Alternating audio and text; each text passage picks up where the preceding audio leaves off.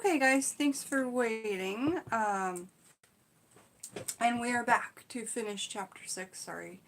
And somebody's gonna say, don't apologize, so I won't. Alright, so we're on to read chapter 6, finish it up at Backwoods Witchcraft. It's going to start with a section called, that's better, Pegging, Plugging, and Nailing Rights. I work my hardest to keep a straight face while saying that. Jen, I have a question. Do you think I should start doing videos by the Ember's Light? Absolutely! I really do, and I think that when you watch my video this Friday when it's my channel's first birthday and I sit next to my laptop and I talk about me making my channel and how much it's helped me. I've encouraged a lot of people to make channels, so yeah, absolutely. I think that you should, and I think that you should start today. Like, it's the first day of the rest of your life, you know. Justin Townsend's here, he has a channel. Michelle Knowles here, she has a channel. Lady Witch, I can't remember, do you have a channel? But what are your guys' opinions? You know, it's very empowering. It helps us get to know you more as part of the family. So even if you don't talk about witchcraft stuff, like for instance Ricky Bunce comes on and she just talks, and it's a place for the community to be together and speak to one another. So, there have been times where I've put my video camera on record and it's just recording the wall just so that y'all can have a place to talk to each other. And I'm just in the kitchen doing errands. And what does that do for me? It gets my channel hours, I guess, if that was my goal. And if it's one of your goals, you could do it too. But for me, I don't plan to monetize, so my hours don't really matter. I don't want to monetize because I don't want anyone to ever have to sit through a commercial while they're trying to do this. So instead I put my Patreon and my Etsy in the description below. Alright. And I will continue to do audiobooks for people because I think for me it's so fun because I'm not a person who reads a book from start to finish usually. And it's also really great because, like, I totally lost my track. Somebody came in and was yelling in my house. So I'm just going to go ahead and start with the reading. Pegging, plugging, and nailing rights. Pegging or plugging are the half-sisters of measuring in the ways they're employed. Pegging utilizes 3 parts in its working. First, the measurement of a person or animal compared to a tree. Second, the type of age of the tree itself. And third, outgrowing the measurement of the peg. Pegging rights are usually done with children and their ailments, since the main purpose is to outgrow the marking, so they likewise outgrow the sickness or problem that was plugged into the hole. Plugging is mostly done with trees, although door frames, walls, and poles are sometimes used. Nailing isn't related to pegging, solely in the act of holding something or someone down, back, or in a place. To stop a bleed, place some of the blood into a hole with honey and plug the hole.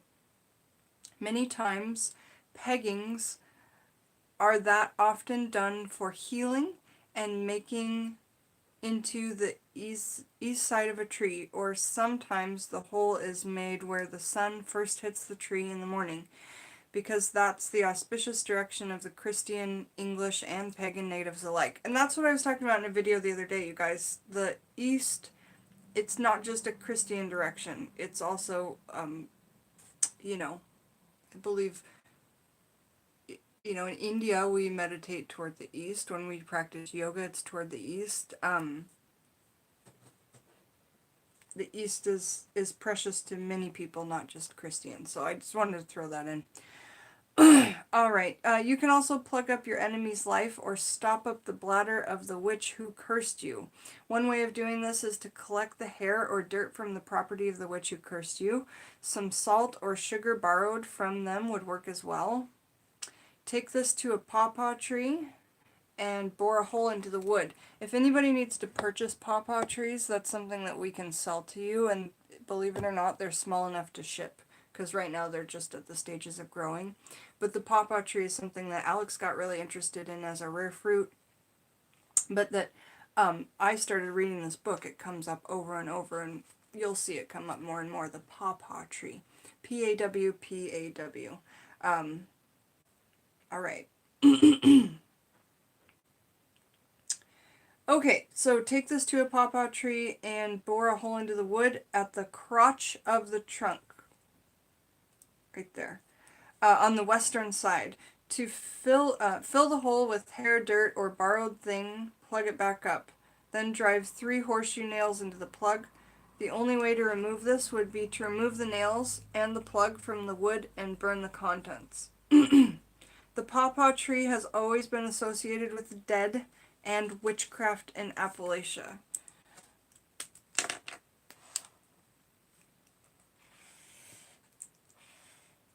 Even before colonization.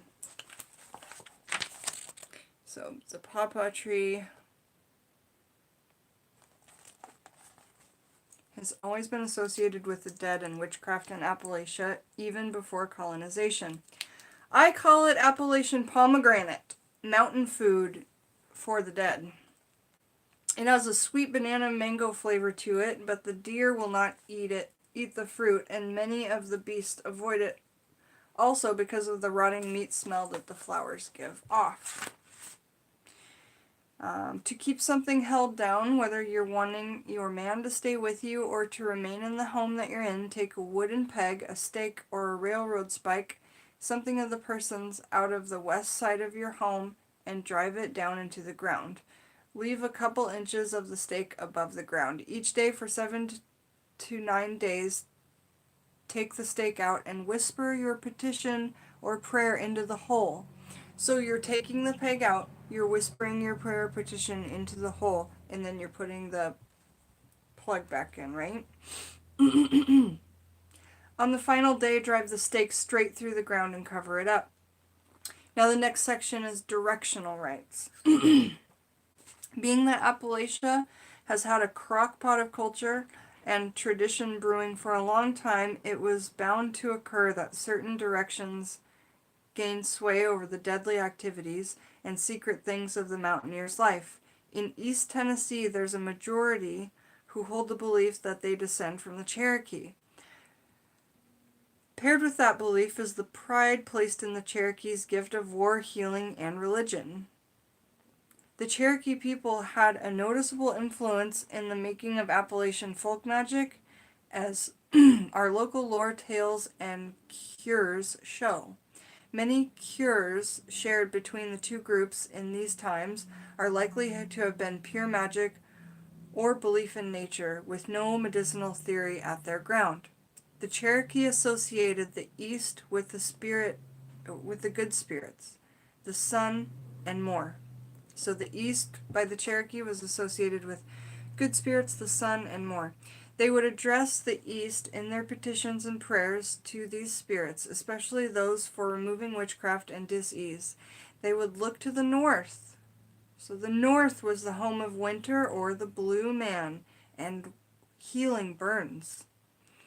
The blue man was the Cherokee explanation for winter and dis-ease associated with it. And they would look to the South.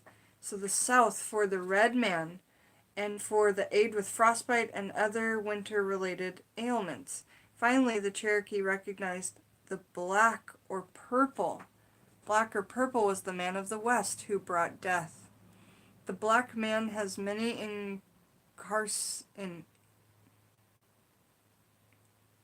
incarnations, although throughout American folklore.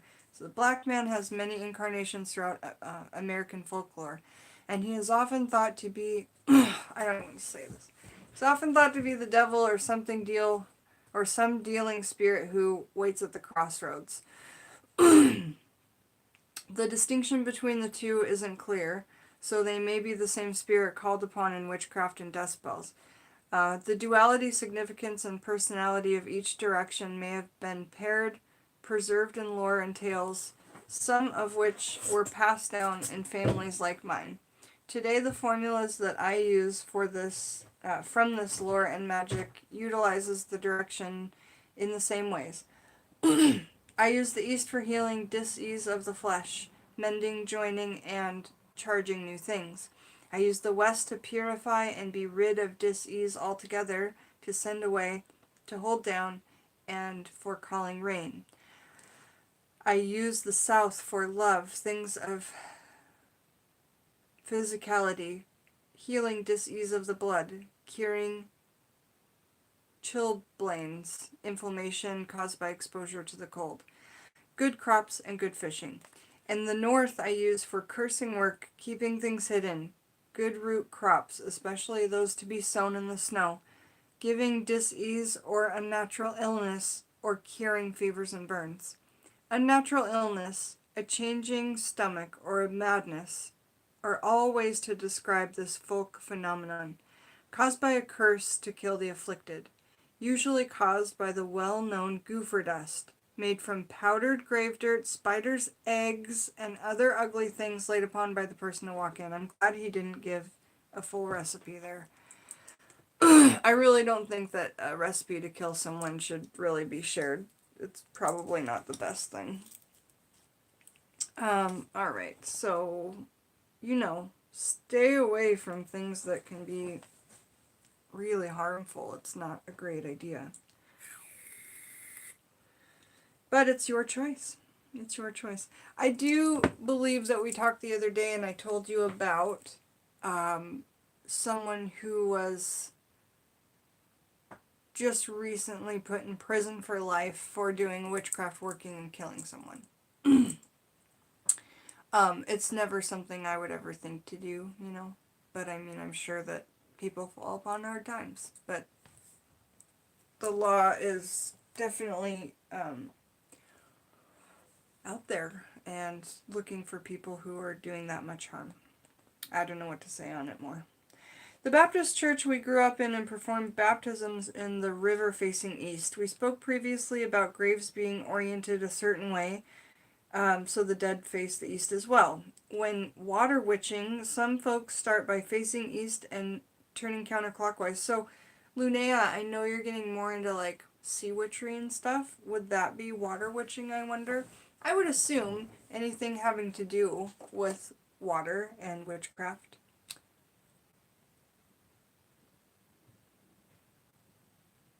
Spiders' eggs aren't gross. No. I mean, I don't think that they're gross. I just think that they're a really powerful ingredient for sure. Wow. I keep some that form in my window and stuff, I keep them on little sticks because I just collect them on sticks. Yep.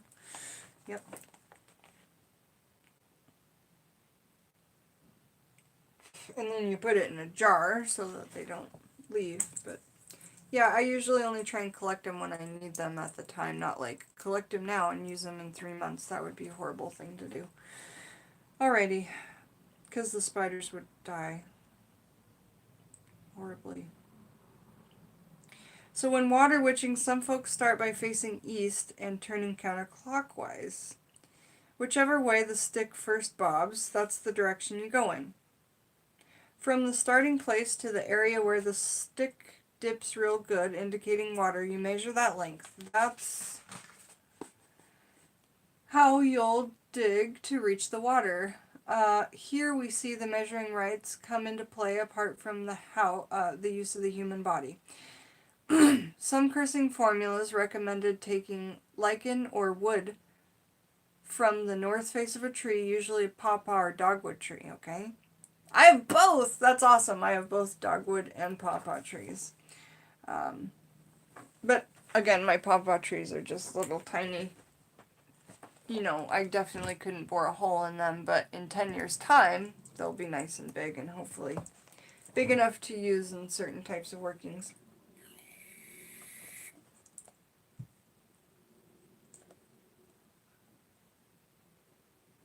So, pawpaw or dogwood. Lichen is often powdered and added to food for the work, while formulas that detail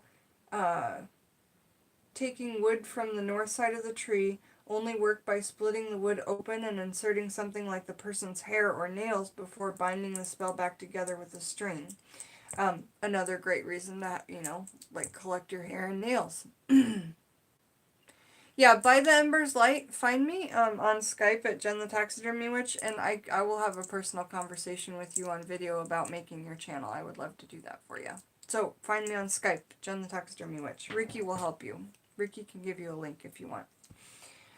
Alright, through the works of Harry Hyatt, an Anglican minister who collected folklore all over the South and composed it into 5 volumes, it became apparent that the west quarter of one's property was almost always used to keep something or someone where it currently is, be it your employment at work, your man's fidelity, or an enemy.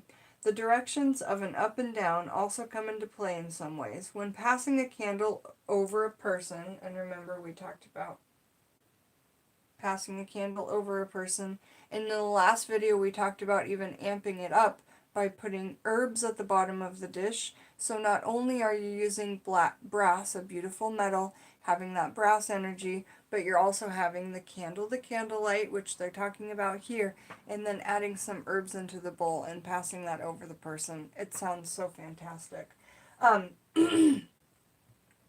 Ambers by Light, though, I do believe I already subscribed to you, so I'll be one of your first subscribers if you do start a channel. Yay!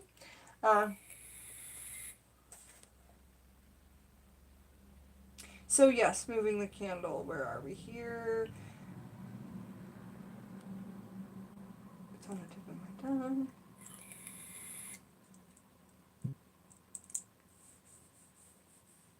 So the directions of up and down also come into play in some ways. When passing a candle over a person, I always move in a downward motion from head to toe. This is done to be rid of something, as the feet are the opening for a possible conjure to come in, which we talked about before. They are also the exit by which you can remove it. This is applied also to baths. To dispel something, wash downward from head to toe, and to draw something to you, wash upward from the feet to head. That needs to be in the Book of Shadows, you guys, right there. That really has to. This is applied to baths when we're talking about to be done of being rid of something. As the feet are the opening for the possible conjure to come in, they are also the exit by which you can remove it. This is applied also to baths. To dispel something, wash downward from head to toe. And to draw something to you, wash upward from the feet to the head. Now I want to say, just real quick, was at my mom's last night. Everything went good. The place I'll be living has 2 bathtubs. I'm going to be doing so many workings in the bathtub for you guys. With a bathing suit on, of course. I'm not trying to be funny. I'm not trying to make my channel like that. But I want to show you guys rituals that you can do in the bath. Many of them. And I'm very excited to do that. And as soon as, because I've been wanting to for a while, and then Stargirl the Practical Witch did one like 5 or 6 months ago, and I was like, okay, she looked totally classy. I think it's beautiful. As long as I have a suit on, who cares, right? It's not what the channel's going to be about, you know. So anyway, I'm looking forward to showing you guys lots of rituals as well and just getting to do them. I haven't had a bathtub in my flat for over 3 years, and that's been just very difficult for me. Okay, so back to the book. The clock's hands also created directional use in magic. Move clockwise to go with the sun and grow, or move counterclockwise to go against the sun and diminish. Wounds are rubbed counterclockwise to undo harm. So there you go. That's a good note. And the Cherokee used this direction method with a snake bite to uncoil the serpent, thereby eradicating the poison to effect a cure. I always highlight things about snakes. Basically, it's like snake, back pain, toothache, or tooth care. All about it. Chicken's feet. Next section is called Turning Rights. Next section in the book is called Turning Rights. Turning Rights are a play on directional rights. Mountaineers have used these for generations to undo or prevent things, whether it's bad luck, haints, or disease. It is simple yet effective reversal work, and it is amazing. During woman's labor, all empty vessels are sometimes turned upside down to prevent the baby from being breech.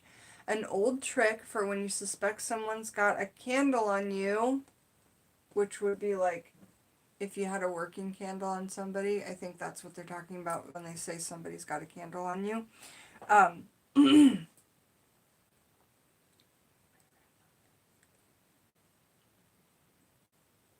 Yeah.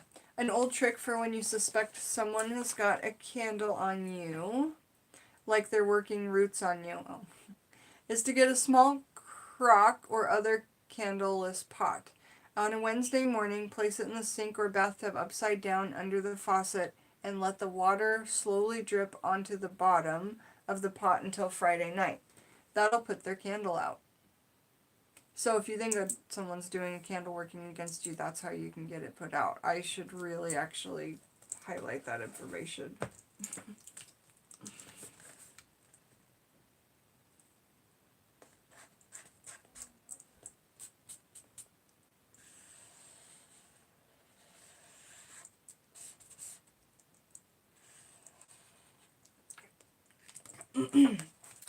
When a black cat crosses your path, or you're walking through a graveyard alone, turn your pockets inside out to guard against ill fortune and haints. Some folks turn their hats backwards, as mentioned before, or literally turn around 3 times, either clockwise or counterclockwise, depending on the superstition and the location. I usually try and walk backwards and turn in circles out of the graveyard. Yep. Yep.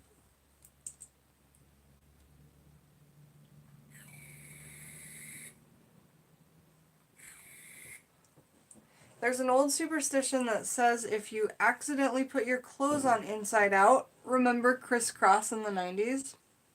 Then you should leave them that way all day, as it's a sign someone is trying to harm you. So, but if you had taken your clothes off and they were inside out and on the floor, and then the next morning you just put them back on and they were inside out, you need to leave them that way all day if that ever happens to you. Otherwise,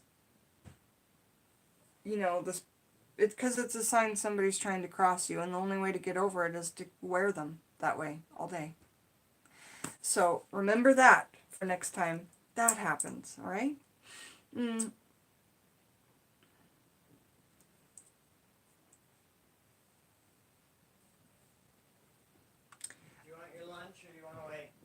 Oh, wait. Others recommend wearing every garment inside out for 9 consecutive days, and then taking the clothes to the river to wash them with vinegar to remove any tricks.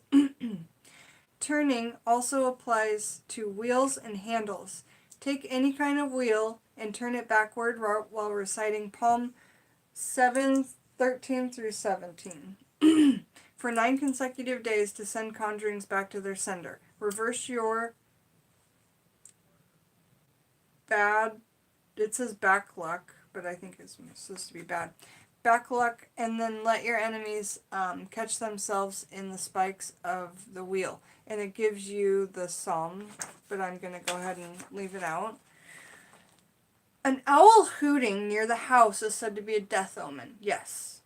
And then I've read somewhere else that if an owl flies in the house, somebody will die. One old remedy calls for every person of the family, so if an owl is hooting near the house and this is happening, one remedy calls for every person of the family to take their shoes and place them under a bed, upside down, to deter death from visiting the home. Got it? Got it? To protect against being conjured by any roots, you may walk over a pocket knife and cut the soles out of your shoes. That's to protect you from being conjured by any roots. Flip them over and put them in the other shoe. That is, place the upside down left sole into the right shoe and vice versa. When there's a bothersome haint haunting the home, it will take up some old horseshoes in red fabric. We will take up some old horseshoes in red fabric. We then hang them above each door frame pointing downward. Pointing downward.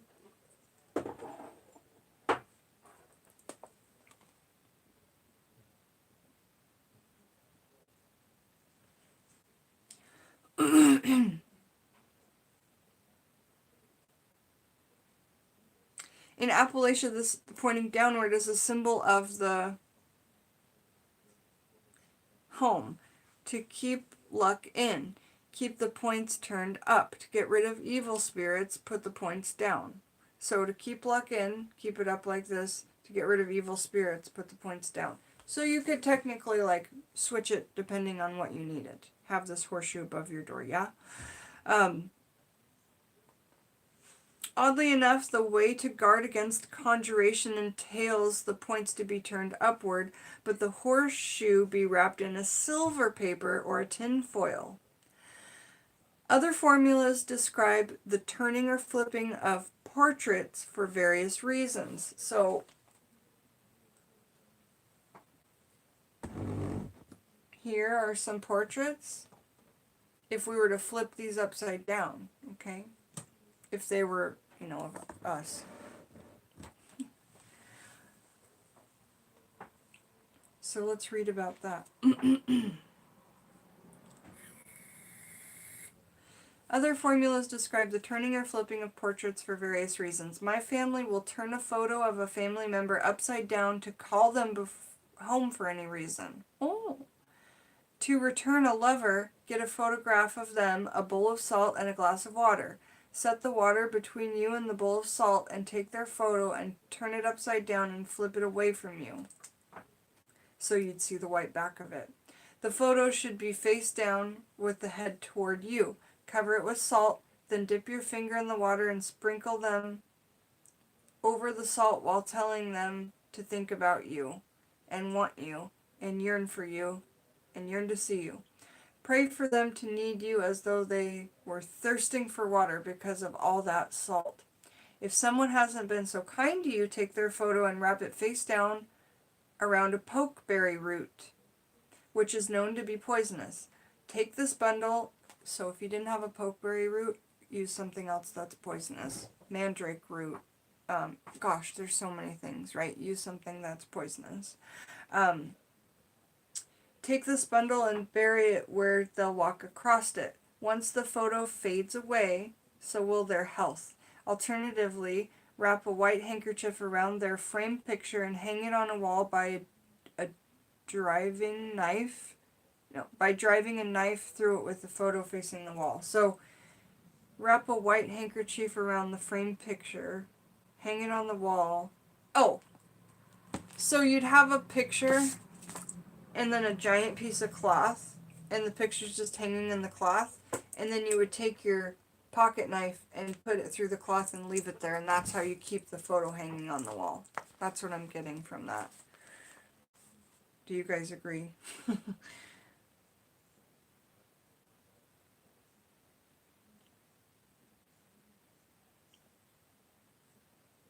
Yeah, so alternatively, wrap a white handkerchief around a framed picture, hang it on the wall by driving a knife through it with the photo facing the wall. So inside of that white cloth, the photo would need to be facing the wall, and the white back of it would need to be facing you. But you couldn't see it because it was under the cloth, but that doesn't matter. That's the direction you need it to go. It's all important. Those things are all important. Skipping a step like that and putting the photo facing toward you just makes it a whole different working, you know?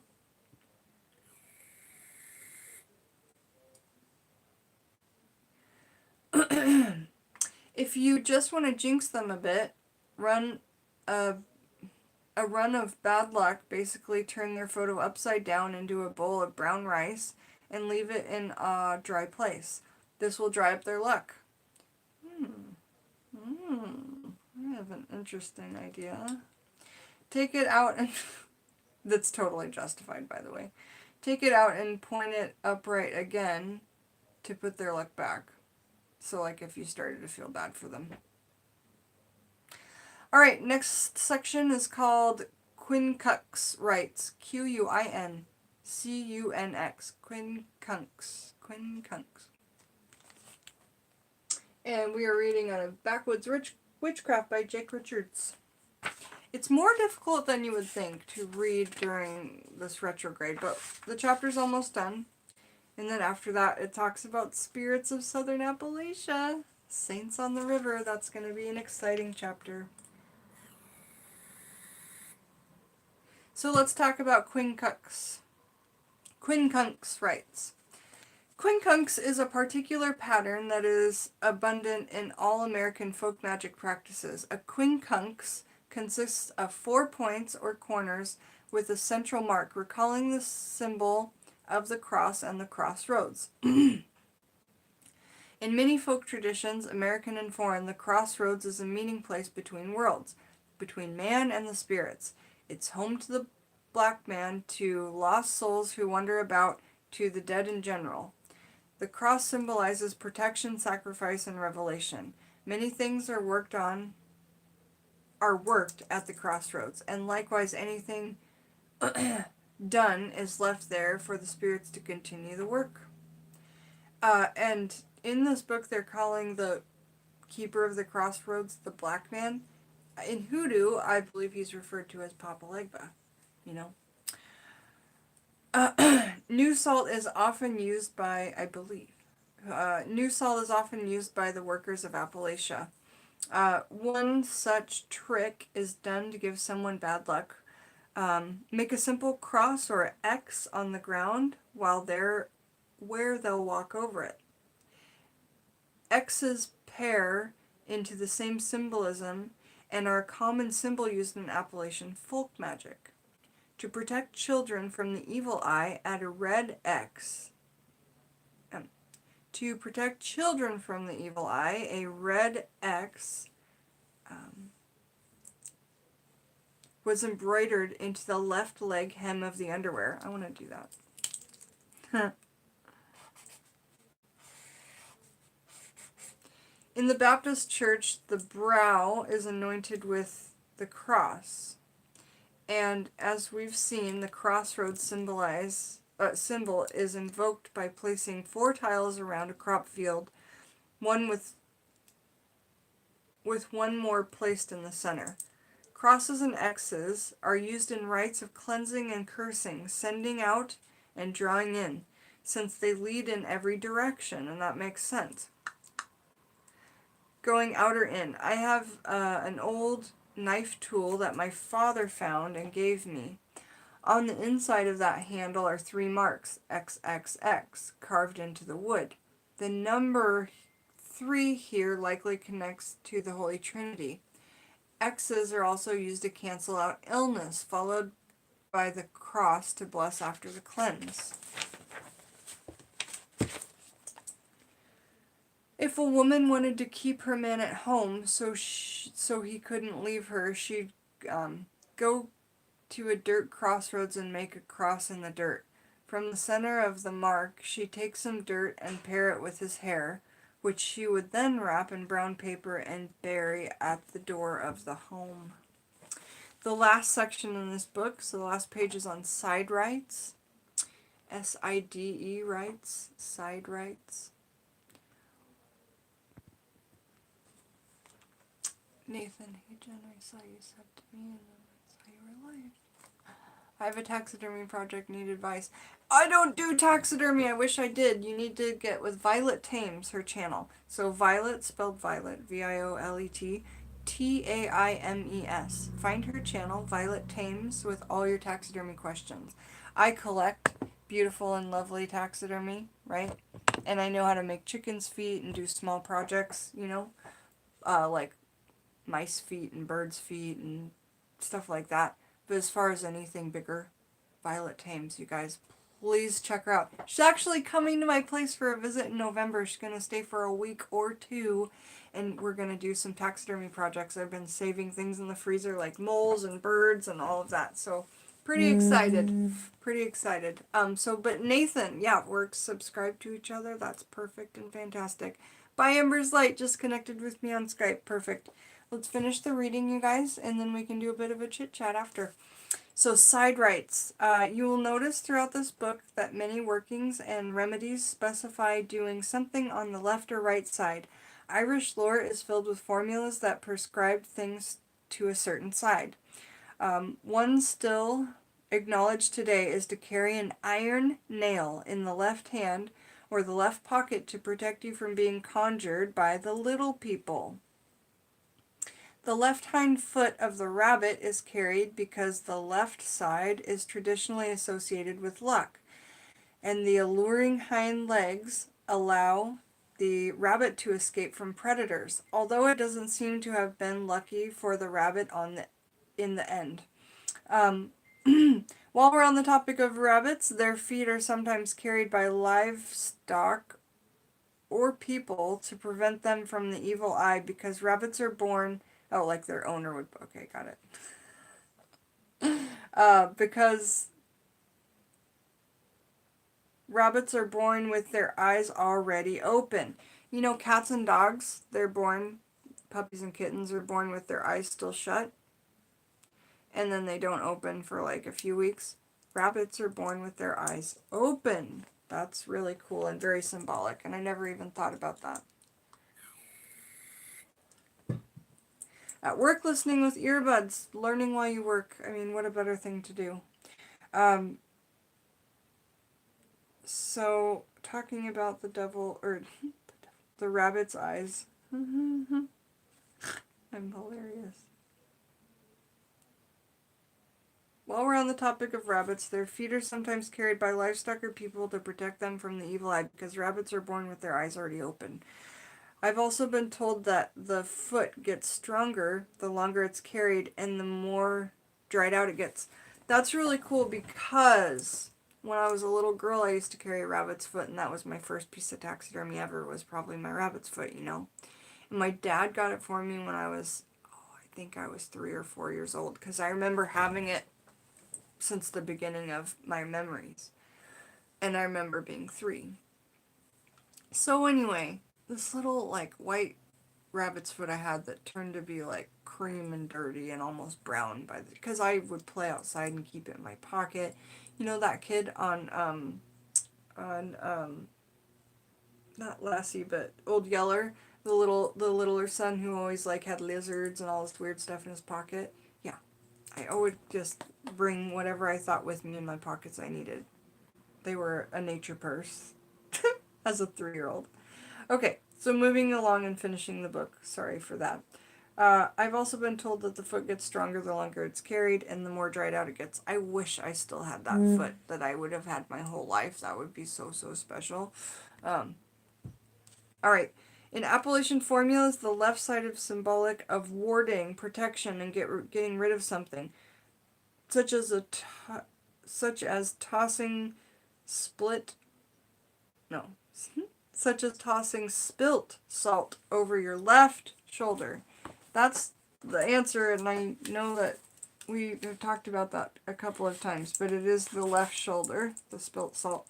And that is to blind the devil. Okay. The right side is another story altogether. Jackson sachets are prescribed by folklore to be carried in the right pocket. The charms carried on the right side are those that are to affect and influence. They administer the will in some way. So a jack to get a new job or convince someone to do a favor for you will be carried on the right side. The left side deflects and gently brings, while the right side enacts and gives influence. So there's the good note for your Book of Shadows. Carrying on the left side deflects and gently brings, while carrying on the right side enacts and gives influence. This influence can also be to repel or to draw, but mostly when the work is to affect others in some way. Okay. To protect from conjure, items can be carried on either side. Really, so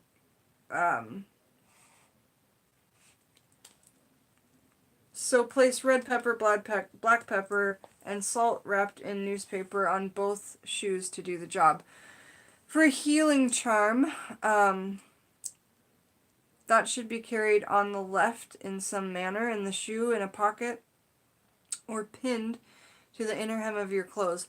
To bring a lover back, roots would be thrown over the right shoulder. However, formulas detailing use of the right side have become extremely rare to come across, either documented or by word of mouth. In regards to the rabbit's foot again, it is one of my favorite charms, if you couldn't tell. That's hilarious. It's one of my favorite charms too, Jake Richards. I prefer to use the right hind feet for safeguarding against harm. That's awesome. It's cool he found something to do with the right ones. Also for curing hiccups and keeping off conjuring. The left side seems to have become the universal way to carry it, however.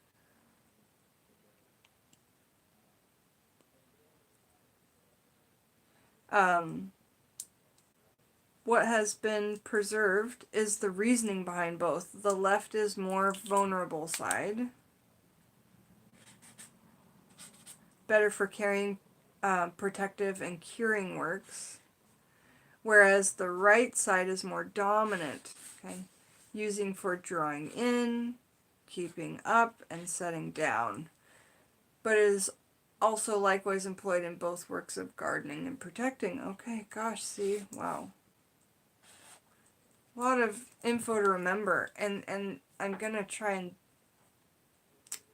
build some sort of chart or way to remember all of this in for everybody. Ricky and I are working on it. If you do not hunt rabbits for meat, I would speak to friends. There's so many rabbit farms, you guys. Whether you believe it or not, rabbit fur is still a really big desired thing. And also rabbit meat. It is so tasty. If you haven't tasted rabbit meat, you really should must. If you're a meat eater. But it's very, very tasty. It tastes... Oh, it's hard to explain. Not like chicken. It's good. You can get the... so if you do not hunt the rabbits for meat, I would speak to friends and family who do, or even go to your local taxidermist. You can get the foot dried or preserve it yourself by burying it in a bucket of salt, and baking soda and leaving it for about a month to dry. You can also do that with like rodent feet and stuff too, and chicken's feet. You can also look online, but folks rarely specify left or right foot. When you're looking online, it's best to do it yourself, you know. You may not even know how to tell. The ones for sale are often from the front feet. So the ones for sale aren't even from either of the back foot. That's good to highlight. Ones for sale are often from the front feet. I have for sale on my Etsy shop 3 rabbit tails. I don't have any feet, I have tails. The reason I didn't get feet is for this very reason, is because until I find a rabbit farm, that's that. So we're done with the chapter. It was a long one, and thank you for letting me do 2 videos on it. And the next chapter we'll be reading on will be, yeah, rabbit is good. Saints on the River, Spirits of Southern Appalachia. And look at how far we are through this book, you guys. I always get excited, like when I was a kid, about how far I was through the book. We are almost exactly halfway through. So that is exciting. We'll be coming back for chapter 7, hopefully tomorrow, but if not tomorrow, then the next day. And I've been trying just to do chapter by chapter audiobook. It's been working out great. We've had so many good people join the channel and become family members because of this very book. So I have to thank Jake Richards 100 times. Thank you so much. So let's have a chit chat while I'm done reading the book in here. Can't wait to watch more of my videos. Awesome, Nathan. And Nathan says, oh, thank you for the help. I found an animal decaying on the side of the road. I've done that many times. And I am trying to decay it all the way. Don't have a bucket big enough to put it into soap. I mean, so borax, salt, I would be getting as much borax and salt on it as possible right now. Because I told a story the other day about the little baby deer I found on the side of the road, literally within 7 minutes of it being hit, because we drove one way on the road and then we drove the other way back and it wasn't there the first time and it was hit. It was in the winter. Went back and got stuff to get it. Within 10 minutes we were back in it, and then within an hour of it dying we were at home cleaning it, you know, cleaning the animal. And what I did was just got all of the insides out of it. And then I pulled it off and away from the skull. And then I just covered the whole entire thing with borax and salt. So much. And then after that, you know, after you keep it in your garage or somewhere that you want to keep it, I hung it on a board so it would stay kind of flat. And then you just wash it and clean it. And you should definitely, if you get a chance, freeze it, because you have to kill off all the germs. And freezing it is one way to kill off some of the germs.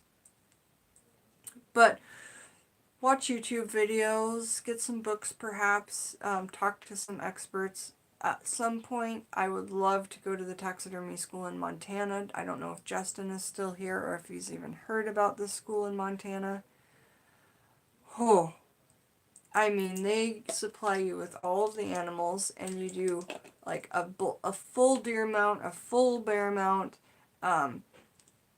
2 different deer mounts, like one that's just a head direction and one another direction, antelope, a bear, like so many things, you know. I don't think you get a buffalo, but then they do like birds, fish, small animals. They teach you everything, and you're there for 7 or 8 months, and I think it's like 30, I think it's 60 grand for the school. I could be way off. I looked into it 2 or 3 years ago. I think it's 60 grand for this taxidermy school, and I think you're there for like a couple months. But I have to look into it before I talked about it again to you guys.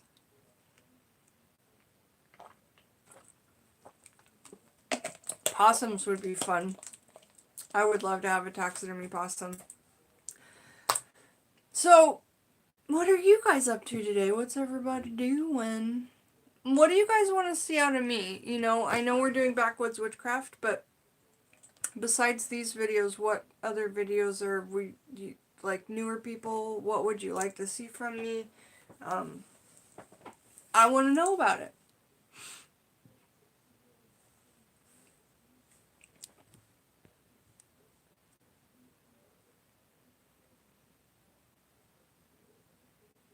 Okay, well, I'm not getting too many chats back, so I'm going to close out the video, and I'm going to say, by Ember's Light, I think I just saw you connect with me on Skype. Let's talk about your channel, and Mario the Wild Witch, I'll try and get a hold of you too for your big news. Welcome everybody to the channel, and thank you again so much to Maria Wing, who just recently purchased the Circle pinup deck in the old vintage powder puff tin. We're so excited about that. So much fun. And she just joined Patreon also at the $40 a month dollar level, so thank you for that. Etsy and Patreon's below if you want to check that out, and I will talk to you guys super soon. Have a beautiful day. In the comments below, if you're watching this video later, please tell me what you guys want to see more out of me. Do you want to see me making my DIY decks? Do you want to see me dry? You want to see more of what's in my dehydrator, or about my herbs or workings, or what do you want to see out of me? Just let me know. All right, talk to you guys soon. All my love is sent toward y'all, and yeah, find me on Skype if you wish at Jen the Taxidermy Witch, and you get lots of really cool information and videos and all that kind of stuff. Talk to you guys soon. Bye bye.